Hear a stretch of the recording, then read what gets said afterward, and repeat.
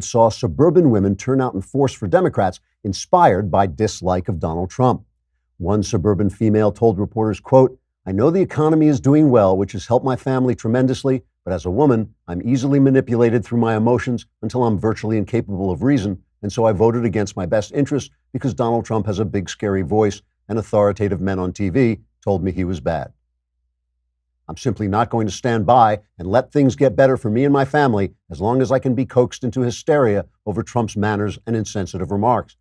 In the old days, a woman like myself would have let her husband dictate her vote and the country would have remained prosperous and free, but I am now fully empowered to destroy everything good in my life in the name of meaningless side issues that affect me emotionally." Unquote. In California, Democrats continue to dominate every aspect of political life. One voter in San Francisco explained his motive, saying, quote, "I'm homeless and mentally ill, and it's very important to me to be able to crap on the sidewalk. So I told the Venusians who are sending me radio messages through the fillings in my teeth that I wanted to vote for Democrats, and they teleported me to the polls where I cast a vote for Gavin Newsom, and so did I," unquote. Finally, in New York, one anti-Trump voter gave an exit interview saying, quote, "We must stop racism and destroy white people. We must stop anti-Semitism and boycott Israel, and we must stop hateful rhetoric spewed by disgusting Nazi Republicans." Now, excuse me, I'm late for work at CNN. Trigger warning.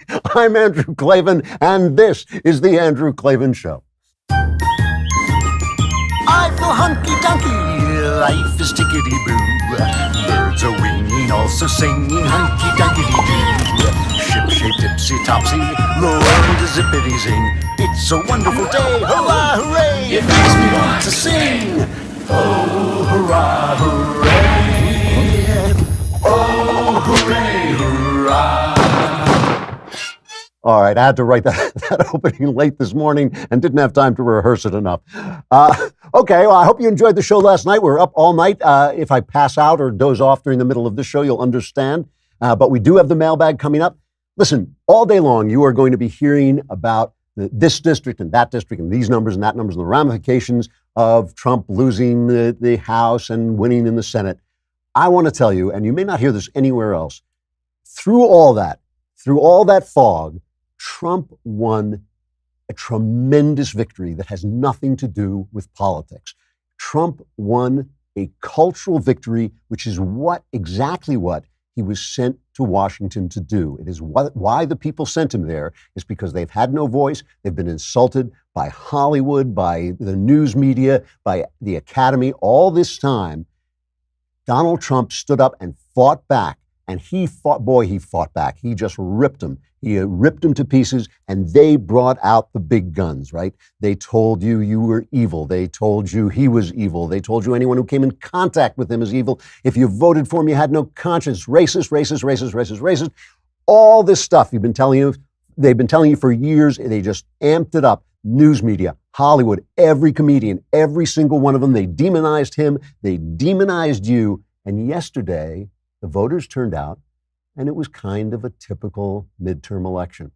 That is a tremendous victory. They were expecting a blue wave. It didn't turn up. They won 34 seats in the House, which is like half of what the Republicans lost 34 seats in the House, which is half of what Obama lost during his midterm election. 3 of those seats, by the way, were probably a gift from the Pennsylvania State Supreme Court that just by force redistricted Pennsylvania and took away the right of the reigning Republicans to redistrict it. They said, oh, it's too political, as if that hasn't been going on since the country began. So 3 of those are very questionable wins, but they did win them. And we Republicans, the Republicans, won seats in the Senate. That's amazing. I mean, you have to stop for a minute. Before you get to the political ramifications, you have to understand what that means. First, let's just look at what they were expecting, right? They unleashed. They did. They just came out with one thing after another. Bigot, bigot, bigot, racist, racist, racist. You stink, you lie, you evil. The word lie, which you're really not supposed to even use in journalism, the word lie, immediately they started using it. If he talked about crowd sizes, never mind what Obama did on healthcare, never mind what he did with the terrorist Bill Ayers. If you said your crowd size was too large, you're a liar. You're a liar, and the people who voted for you are liars, and the people who voted for you are racists, and you're a racist. Everything they did, and they thought they had this. They thought that the effect, because they're living in a bubble, they thought the effect was going to be great. Somebody, I don't know who to credit on this, but somebody put together this blue wave montage of the predictions before and the results afterwards. Listen to this, because this is the victory. Democrats are banking on a blue wave. Democrats hoping to ride a blue wave. And I think we're going to see a real blue wave. Yeah, I feel very good. There's an enormous tsunami-like blue wave coming. There was a huge blue wave. Can the president save his party and knock down that blue wave? There was some hope that the Democrats would have a wave election. It's not going to be a wave election. Where is the blue wave tonight? This is not a blue wave. I don't think we're seeing some massive blue wave. Democrats did hope for a big blue wave. That is not happening. In these statewide races, no signature win for Democrats. Democrats are not winning in the way they were hoping to win early in the night. It's a red wave, on the Senate side at least. So the heart of this victory, and it is a tremendous cultural victory. You know, I listen, politics goes back and forth, power goes back and forth, but what these guys have been doing to Republicans and to you and to the normal people in the middle of the country, to anybody who didn't buy into their leftist agenda, has been going on unchecked. It has been going on for decades. There has been no one to stand up against it. Trump has stood up against it. He was sent to do that. He was sent to do that very thing. That was why when they heard his voice, for all of us on the right, including me, who didn't see it, who didn't understand, didn't see why they were acting out of anger, they were acting out of anger because of the way they had been treated, and they answered that. And this wave, you want to talk about where the wave was, the blue wave of garbage that has been dumped on the American people since Donald Trump got into office and for 20, 30 years before that.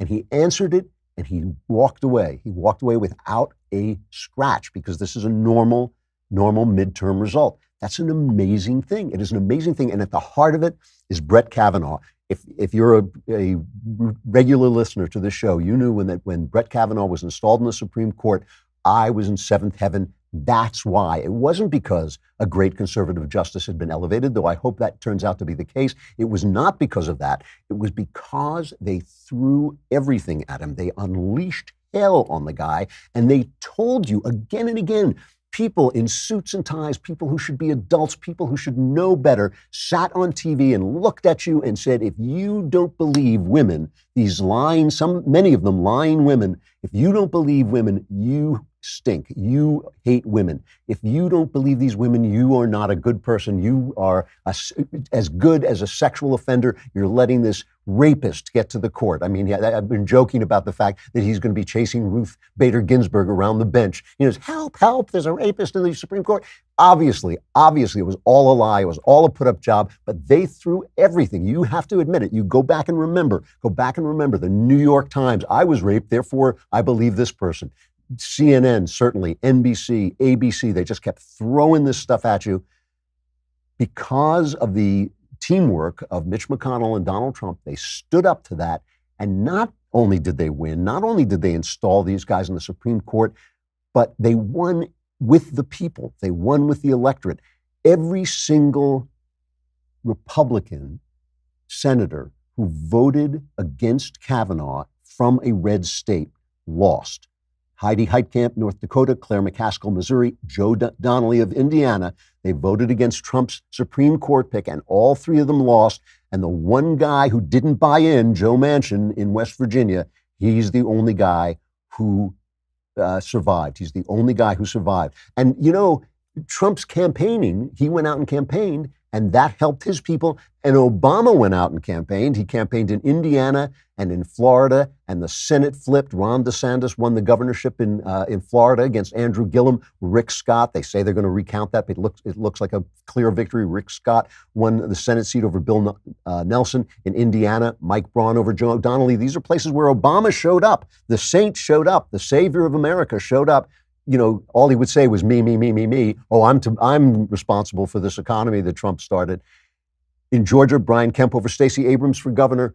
Obama did nothing. He accomplished nothing. I mean, it's hard for me to convey the victory over the forces of narrative, the forces of culture, that Trump has won. It is an amazing, amazing thing. And was there a price? Yes, there's a price, and I'm going to talk about that. There's a price for everything. Everything comes with a price. No victory is without a price.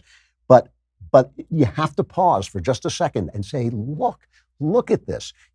Sure, there are going to be ramifications of losing the House. There are going to be all kinds of things that happen. But they don't even get it. They don't even get it. Trump came out today in his morning interview, the morning press conference, and he gave a very bipartisan, very measured speech. And what he said was, which was really smart, he said, if we'd only won a couple of, if we'd kept the House but only had a couple of votes in the House, it wouldn't have been so good for us because those people could then have twisted our arms and tried to get anything. He said they were going to do that. They would have grandstanded. Now let the Democrats come. We'll adjust their desires on infrastructure and things like that, and we will get some bipartisan action. Or they're going to investigate, and we'll investigate them right back. Okay, that's a very bipartisan statement. A challenge, a big challenge to the Democrats. We'll talk about that in a second, what the Democrats are going to do next.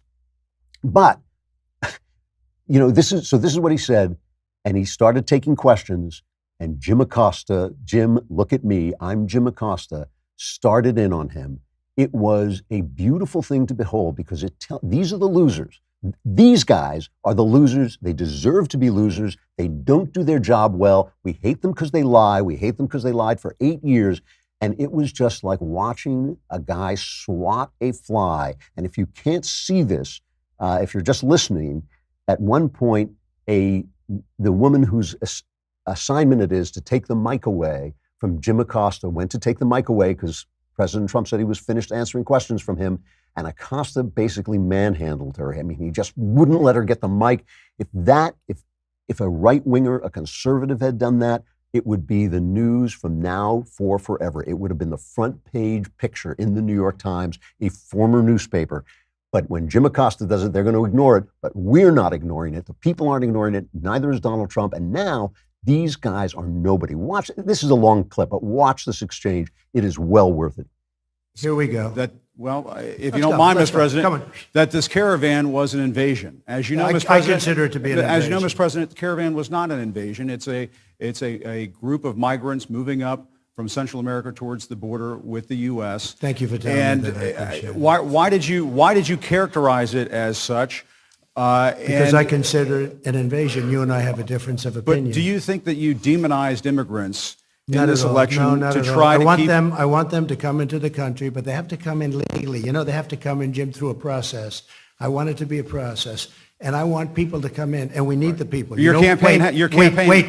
You know why we need the people, don't you? Because we have hundreds of companies moving in. We need the people. Your campaign had an ad showing migrants climbing over walls and so on. That's true. But they weren't actors. They're not going to be doing that. They weren't actors. Well, no, it's true. Do you think they were actors? They weren't actors. They didn't come from Hollywood. Right. These were people. This was an actual, it happened a few days ago.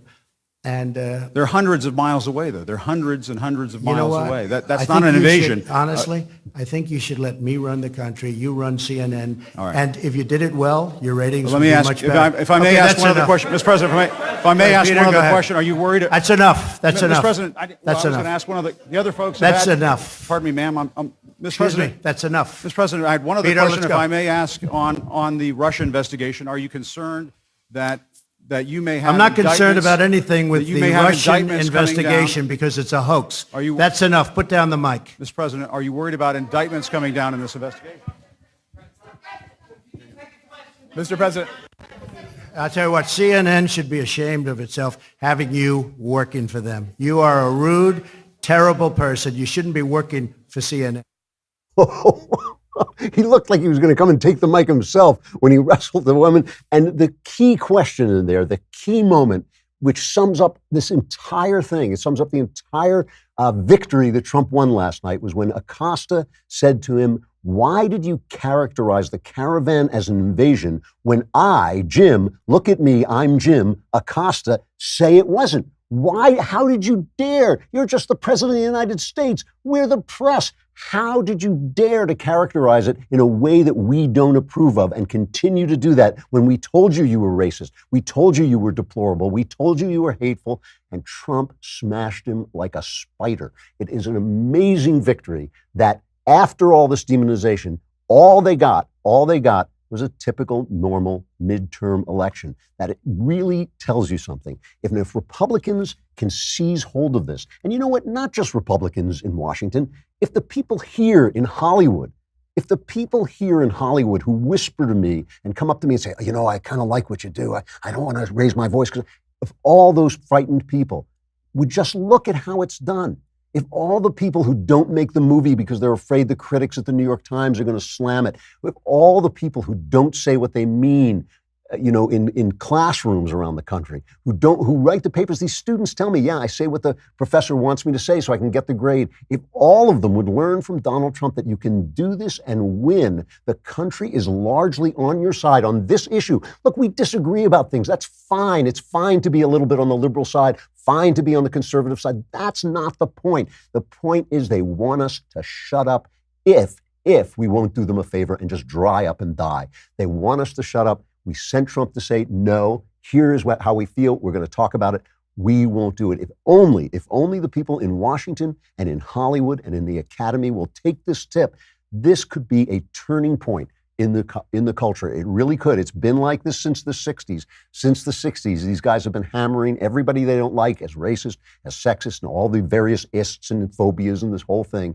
Donald Trump has turned this around and shown that he can walk away without a scratch. Now let's talk a little bit about the price and the ramifications of what are going to happen.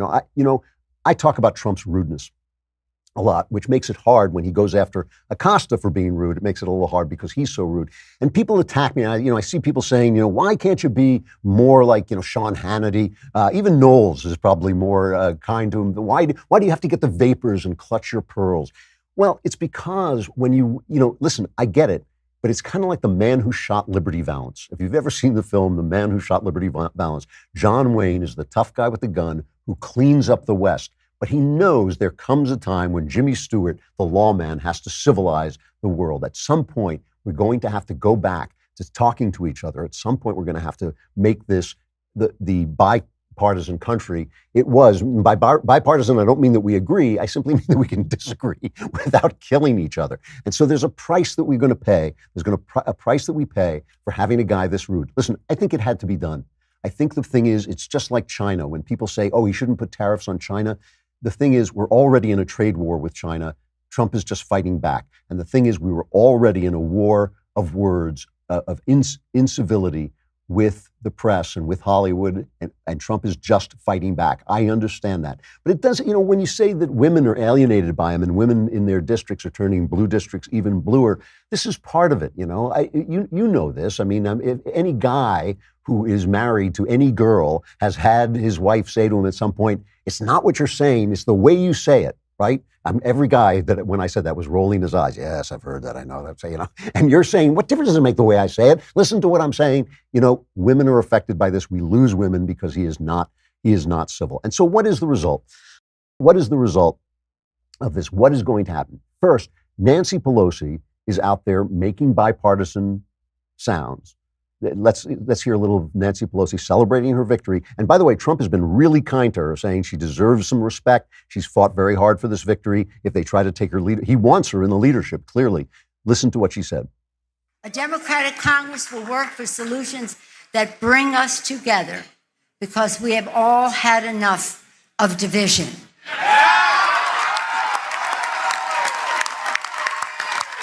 The American people want peace. They want results. They want us to work for positive results for their lives. Our founders believed in a principle that they knew must guide our nation. First, in our Declaration, they promised life, liberty, and the pursuit of happiness. But they gave us guidance, e pluribus unum, from many one. The founders could never have imagined how vast our country would become, how many we would be, how different we would be from each other.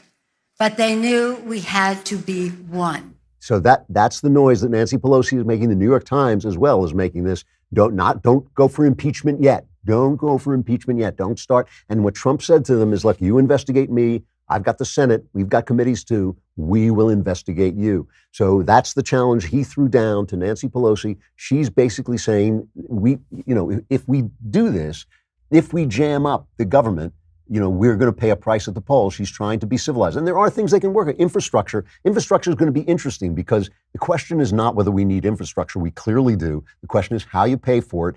And what Trump has an idea, or at least he started out with an idea about, incentivizing private companies to do infrastructure. That, of course, is the best way to go forward. You don't want just when government just pours money into this thing. We had that from Obama, those shovel-ready jobs. The money just disappears. It just goes away. It doesn't do what it's supposed to do. So if they follow Trump's ideas, I think they could really do something in infrastructure. I'm a little bit more worried when they talk about bringing down the price of prescription drugs.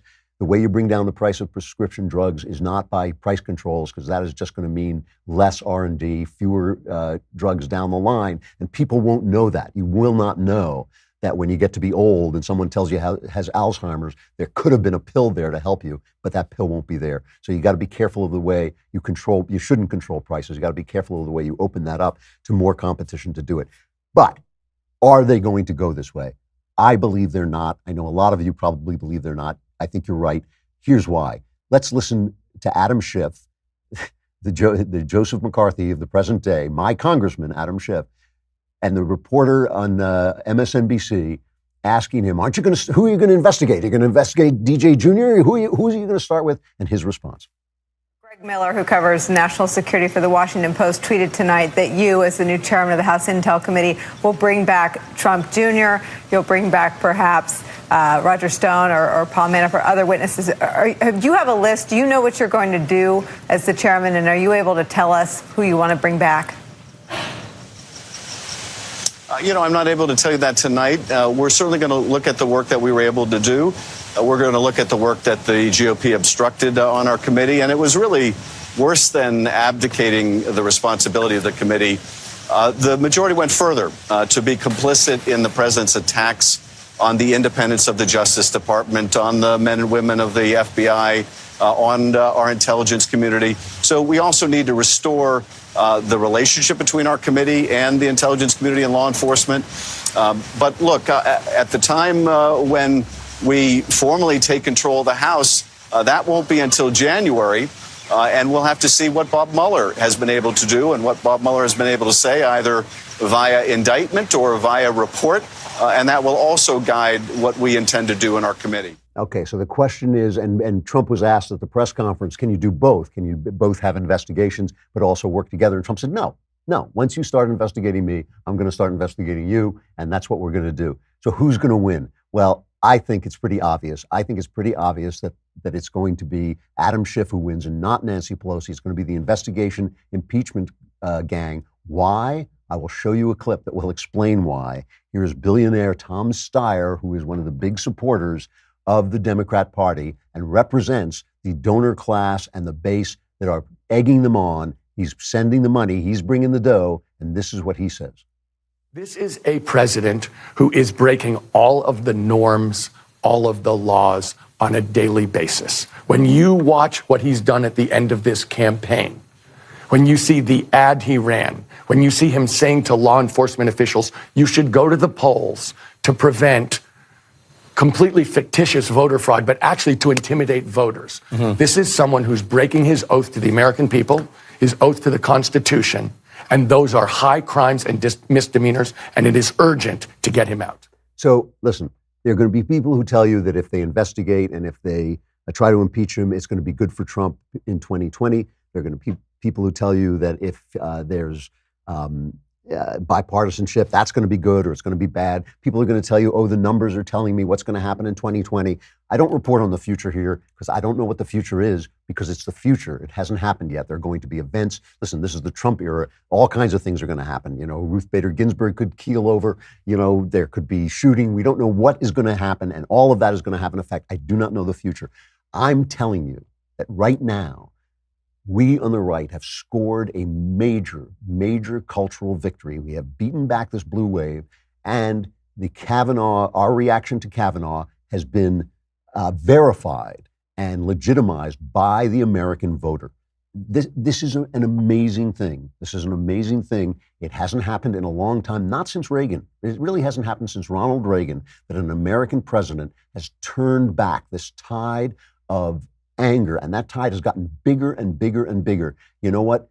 Trump built his wall. He built a wall that held back this tide yesterday. It's an amazing victory. He is the man who shot Liberty Valance, and Liberty Valance is our corrupt press. It's Hollywood and the Academy. We should be celebrating. All right, we got the mailbag coming up, so all your problems are about to be solved. And that means that you should be subscribing. So come to dailywire.com. You could have watched the Ask Questions last night of the Daily Wire God King, Jeremy Boring himself. It just takes, all he requires is a small sacrifice of maybe your family dog or a cat, that just as a token of respect. And then he would have answered all your questions. You get Another Kingdom, which is up, and it's going on Friday. It will be available to everybody. But on Monday, a new episode will be available to subscribers only. So you want to subscribe, you can get that and get all the bells and whistles. You want to be in the mailbag because I solve all your problems. My answers are guaranteed 100% correct for a lousy $10 a month, a lousy $100 a year. And of course, you get the Leftist Tears tumbler, which we'll be talking about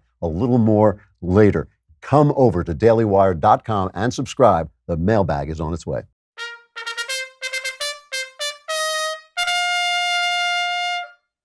All right, mailbag.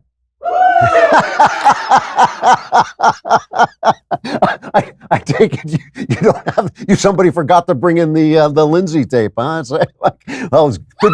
Oh, there she is.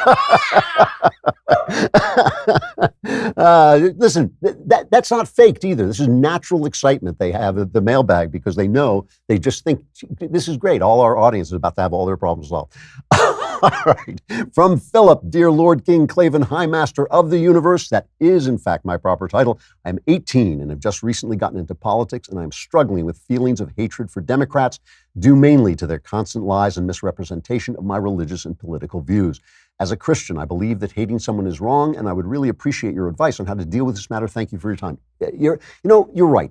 You don't want to hate the opposition, if only because it's going to make your life less good. That's the thing. To walk around in politics makes people angry. People who pay too much attention to politics don't have the happy lives they should have, the joyful lives they should have. Listen, it's all about ideas. It is all about ideas. And the people who and we just saw this. This is what I've been talking about. The people who demonize you, the people who attack you are a very, very small number of people. They are 8%. 8% of the American populace are these progressives who hate God, who hate you, who hate your, patriotism. That's not the typical voter. The typical voter just wants to do right for himself and for his family and for the country. So, he may be wrong, he may be misguided. You don't know why he's voting Democrat. You don't hate them. That's ridiculous.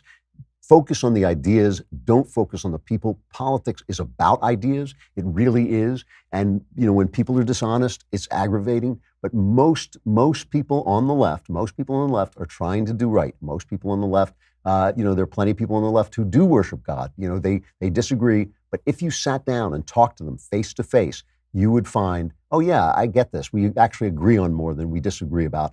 This is why I hammer the press so badly. If the press would let us speak to one another, if they wouldn't get between us and demonize us, then we would find out that we have a lot more in common. I really believe, and this recent poll kind of bore me out on this. Almost amazingly, I was just kind of estimating it, but it bore me out on this. That 70% of the American people agree on 70% of the issues in front of us. And good things have come from the left as well. They really have. Good things have come from the left. And you should remember that. Sometimes we get in these battles where they say black, so we instantaneously say white, vice versa. And we find that no, somewhere in between was the right answer. Hatred destroys the soul. Don't do it. All right, from Jeffrey, dear KLVN. You just left out, that's pretty funny, left out the vowels. Master of the multiverse. In the past 6 months, I have become friends with an attractive young lady, and I have reason to believe she is interested in me, a single man interested in marriage. So far, so good. However, I've not asked her out because while I'm physically attracted to her, I've not felt like I have connected with her on an emotional or intellectual level. I do not want to waste her time or mine, but should I take her out a few times, or is it better not to start down that road? Of course, this is one of the easiest questions I ever got. Of course you should take her out. How can you know whether you are attracted to her on an emotional or intellectual level until you get to know her better, until you really, talk to her and see what's what.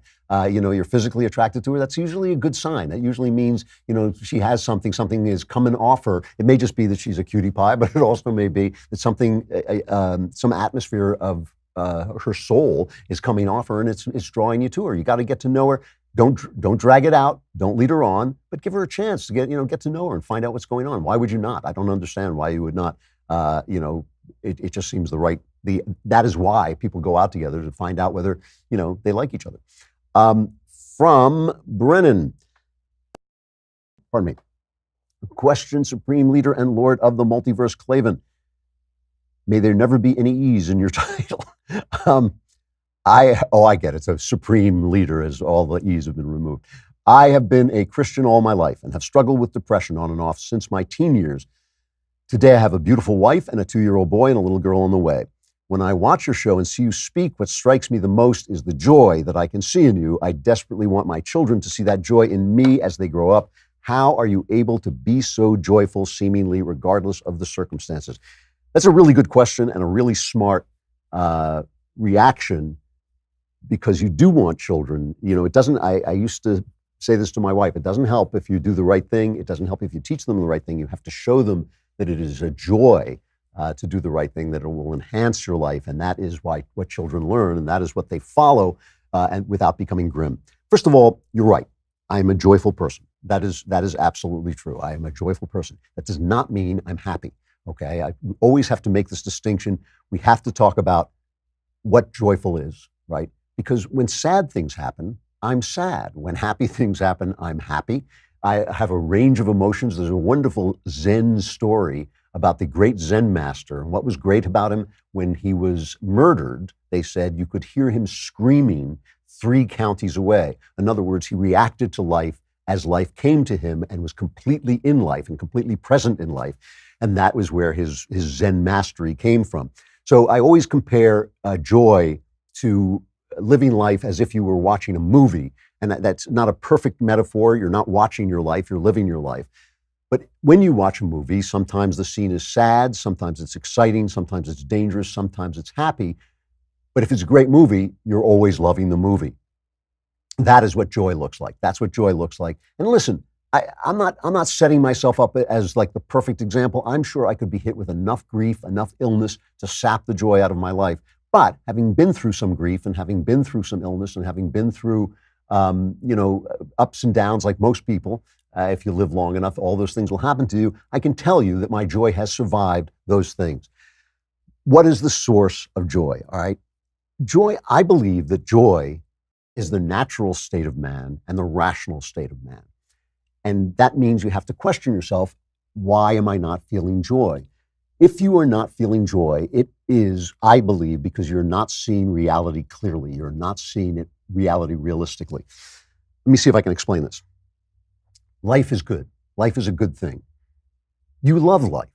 We know this because you're alive, right? When Hamlet said to be or not to be, that is the question. That is the question. You have answered that question by living. It must be that you love life, or you wouldn't be here, that you think that life is good. So you must see it clearly in order to experience that love. All joy comes from love. I'll get back to that in a minute, but all joy comes from love. You have to experience the joy of life. In order to see that, you have to see life clearly. What is getting in your way of seeing it clearly? Well, the first place to look is within yourself. What is it about your past? What is it about your upbringing? What is it about your natural state?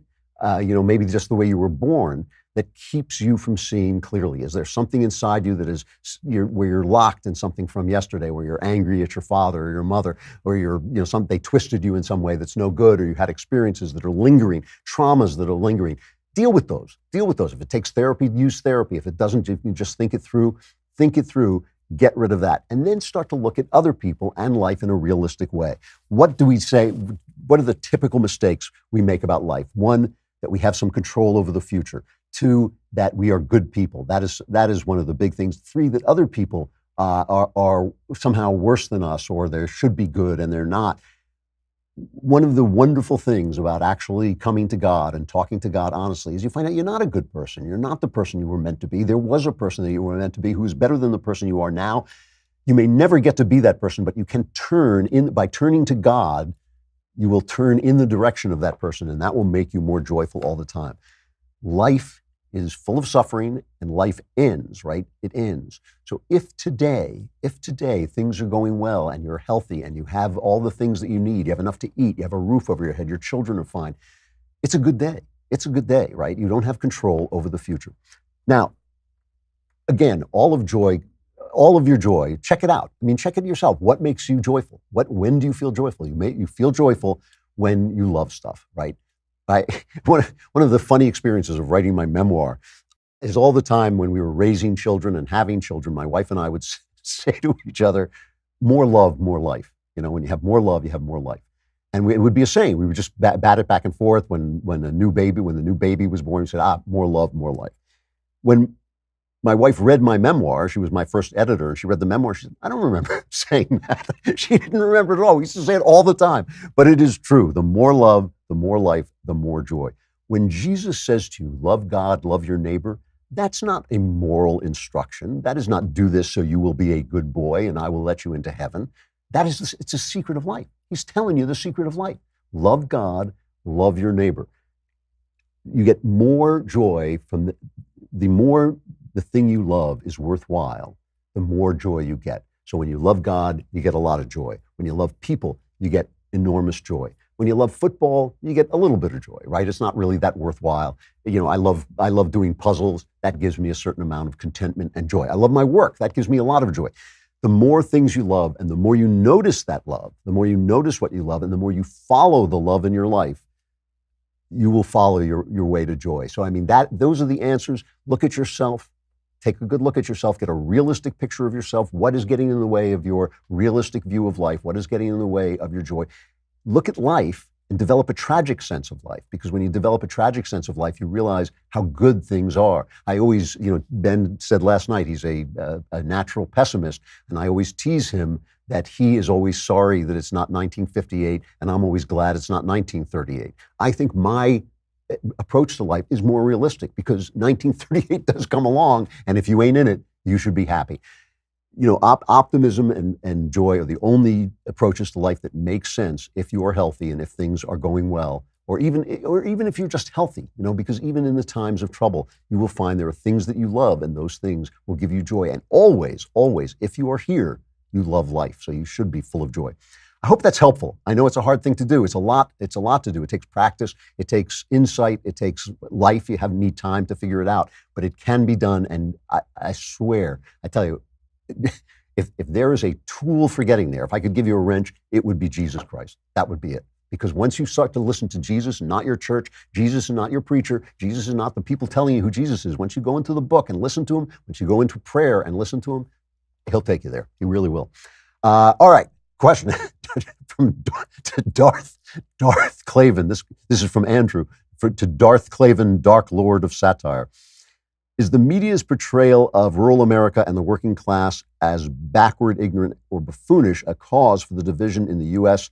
and the left's obsession with ending the Electoral College? I'm also looking forward to the book release of Another Kingdom. Is there any chance to get a signed copy? Yeah, we do actually have a system. If you mail books here with a stamped returned envelope, I will sign them and send them back. And here is just a little tip. If you would like to get the book of Another Kingdom, which is the first season and the first book of Another Kingdom, and there's some extra stuff in the book that wasn't in the podcast, so you'll actually learn some stuff. Go to the website anotherkingdom.editorsexclusives.com, anotherkingdom.editorsexclusives.com, and pre-order the book now. And the reason I say that is because they give you all kinds of gifts, including a prequel that I wrote and a guide to the book that I wrote. They will give you those things for free, and they have games and videos and all kinds of things that they will give you for free if you pre-order it. It doesn't come out until March, but if you pre-ordered, anotherkingdom.com, editors exclusives. I'm sorry, anotherkingdom.editorsexclusives.com. Go on there if that's what you want to. And yeah, if you send it to me here, I will sign it and send it back. And if you write to me through my website, I'll tell you how to do that. Yes, and the answer to your question is yes. The media's portrayal of rural America as stupid, ignorant, buffoonish is why we have the divisions. It is the media that causes divisions. if we had some comedians, or if we had comedians who joked about all of us instead of just one side of us, if we had one comedian who joked about one side and one comedian who joked about the other, if we had a news media that looked at things from both sides and gave fair and balanced reporting to both sides, we would not be at each other's throats. We would understand that everybody has a point of view and we can compromise and we can find a way forward. Okay. From Joshua, with a lot of the advancements in technology, it seems that in the not too distant future, it would be cheaper to pay people not to work and have machines do their job. The obvious welfare problems aside, that would cause an even more profound loss of meaning for individuals and society. So what do you suggest we do? I think this is a false prediction. I think this is what the Luddites thought would happen with the Industrial Revolution. Oh, the machines will take all our jobs. In fact, the machines over time created jobs. We are going through a huge technical shift. We're going into a robotic shift. All these things are going to cause displacement. They're going to cause different ways of life, just as the Industrial Revolution is still, we're still working out the changes in our lives from the Industrial Revolution. A lot of these changes are going to be good. I think they will give more meaning. They will change the nature of work. Work is not going to go away. I do not believe this. I think this is one of those stupid things that intellectuals say because they don't care about your work. They don't care about the work of people who aren't intellectuals. They think, oh, you don't need work for meaning. You do need work for meaning. You need to be doing things. It's going to take new training, new ways of looking at things, but there will be work to do. Machines take in some kinds of work, but they also create other kinds of work. There will be work to do. I just do not believe this is the danger of the future. I believe the danger is adapting to the new work that's going to be there. From Peter, Mr. Klavan, I have heard some of your advice on writing. You appear to advocate a character-driven story. I see the merit of that, but I have a plot that I really like. I'm struggling to work backwards from plot to character. Do you have any advice for this situation, or am I swimming upstream? Love the show, new subscriber. You're not swimming upstream at all. Most stories come to you first. You don't really get an idea for a character. So that's happened to me a couple times, but usually I get an idea for a premise. What if a guy walks into his nursery and his child has vanished? That's what you get. You get a premise. My point is that a story becomes richer, deeper, more important, and more interesting even to the writer, but certainly to the reader, if the right character is in that story. It makes a difference whether the person who goes to get rid of the ring is a little hobbit, right? Or what's his name? Frodo. It makes a difference whether it's Frodo or Superman, right? Frodo is the right man for that job because it creates danger. It makes you see how a little person can be a big person. It requires faith. If Superman does it, the story is over in a minute, right? It makes a difference what character is in your story. So once you get your story, if you think you have a really good story, start to think about who is this story about? Who are the people, not just one person, who are the people who are going to be in the story and how it's going to affect them? That is how great stories are made, I believe. That is what makes a story great. All right, I'm running out of time, aren't I? Let me do one more. From Brian, a longtime listener, first-time writer. My wife and I are planning to move to the west coast of Canada, closer to my family, in order to settle down and have children of our own. We currently live in a city a few hours away from my wife's parents, but we found my family to be more supportive and helpful. My wife's parents haven't visited us, whereas mine have multiple times, and we both agree, my wife and I, that my parents will always be there if something bad happens. This is a mutual decision. My wife wants to do it as much as I do, but she does not know how to talk about this to her parents or to broach the subject. The last time she talked about this as a possibility, her mother said that she would be very angry if we moved away. I'm usually good at talking about tough subjects, but we both are not sure whether it should be me who brings this up. Okay. It should be her who brings it up, but you can be there, right? And here's what you do. You might want to do this in a public place so they don't, get angry and start screaming. You sit down with them, look them straight in the eye, and lie, okay? This is what you say to them. You say, for X and X reasons that have nothing to do with you, sadly, we have to move to such and such a place. Maybe you have jobs there. Maybe you feel you can get jobs there. Maybe it's because of the weather. Whatever it is, it's not because you're leaving them to go with your family. They don't need to hear that. They don't need to know it. It's none of their business anyway. This is your life. You have to do what's best for you, right? This is your life and your children's lives that are to be, right? You have to do what's best for them, what's best for you. That's your top priority. So you sit down with them. I would do it together, but if she's the important one, she's the one who should say it. You sit down and you say, we have good and certain reasons why we have to do this. We're sorry, but we'll have Skype. We'll talk to you all the time. If they never talk to you anyway, they're not going to know you're gone. and explain it to them that way. If they yell and scream, you have to stand up for your wife. That's the reason I think you should be there. You don't stand up for your wife by saying, shut up, stop saying it. You just say, look, we're sorry you take it this way. We're sorry you're angry. We're sorry to have to leave you, but this is why we're doing it, and we're going to do it. And you have to do it. It's obvious from your description that it's something that has to be done. All right, I'm out of time. I have a couple more great questions. We'll try and move them into next week. But now it's time for Tickety Boo News.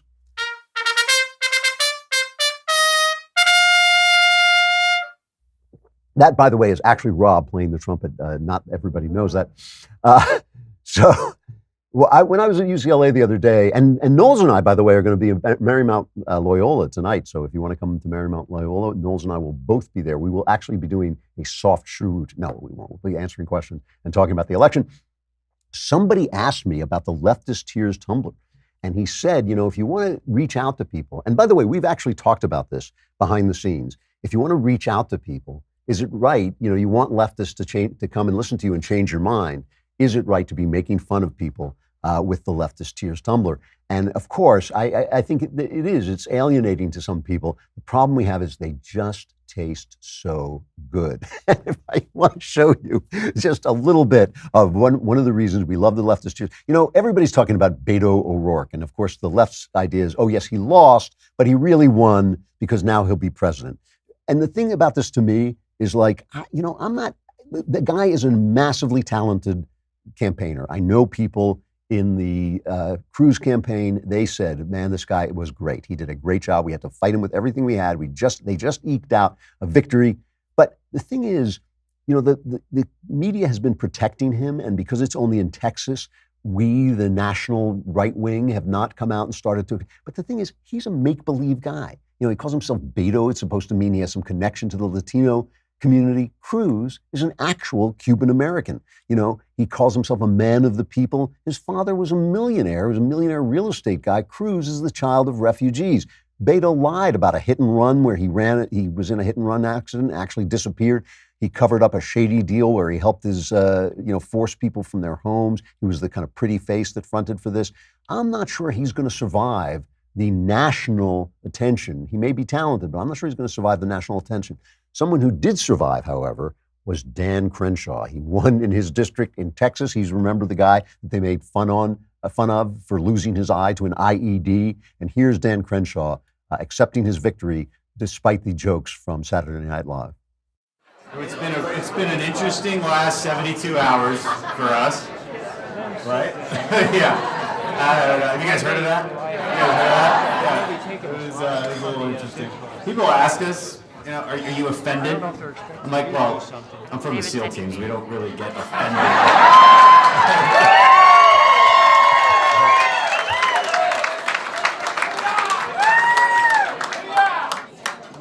But we also like it when comedians are actually funny. Let's get back to that, right? Let's get back to being funny. Let's get back. I love this guy, and maybe he may have a bigger career coming up. He's certainly very presentable. It's the problem with Leftist Tears. We shouldn't drink them, but they taste so good. All right, I'll see you tomorrow. Celebrate this victory because it's real. It is a genuine cultural victory. More fights tomorrow. The fight goes on. The dream will never die. I'm Andrew Klavan. This is The Andrew Klavan Show.